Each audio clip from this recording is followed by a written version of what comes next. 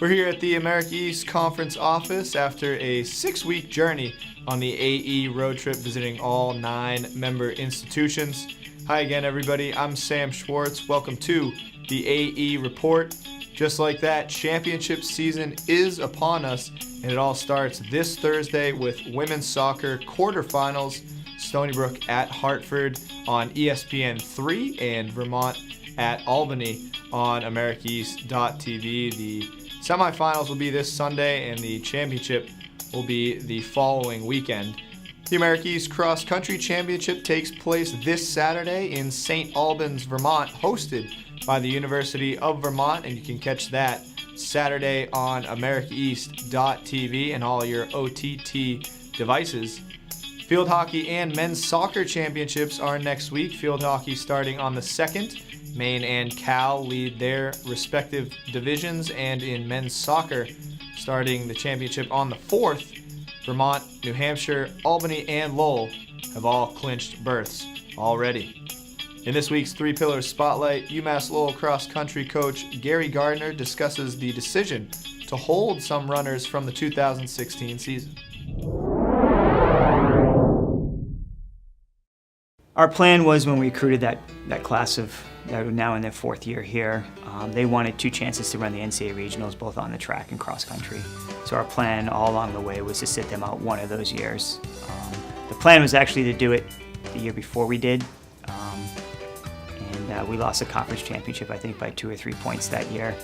So it was tough to sit them out after losing the championship by 2 points, when we also had Bobby Allen as a senior that year, that we were going to sit them out.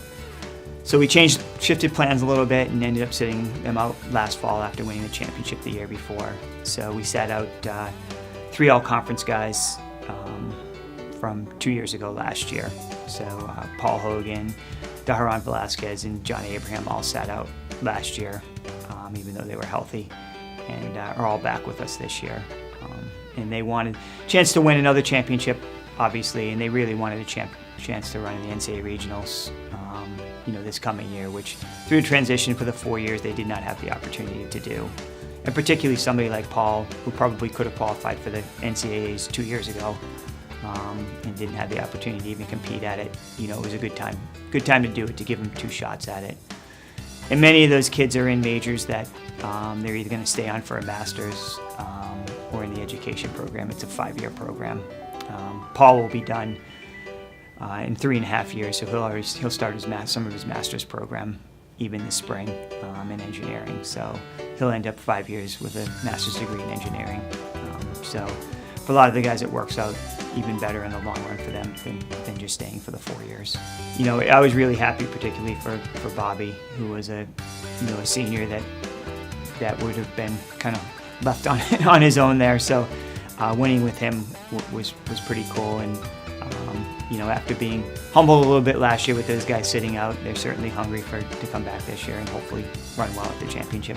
They came back really, really fit from the summer. All of our workouts have been far ahead of where they were 2 years ago. So we're in a good spot.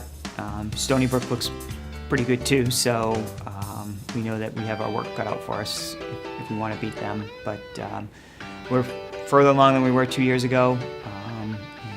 So hopefully that means that we're at least in it for the championship. Last week, the preseason polls and preseason all-conference teams were released for men's and women's basketball. And a reminder, folks, to follow at AE Hoops News on Twitter for all things America East basketball.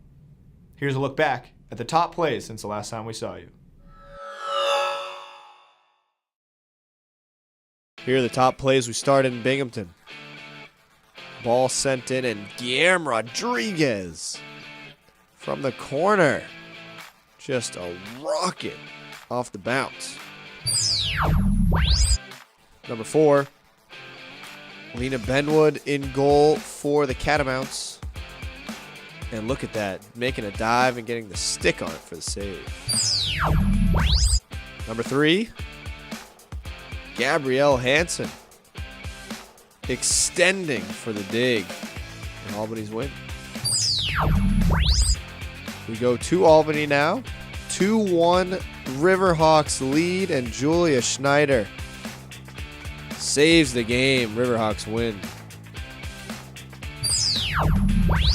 Top play of the week, Andrew Pesci in goal for New Hampshire, one of the best keepers in the nation, making a ton of diving saves. Here's just a couple.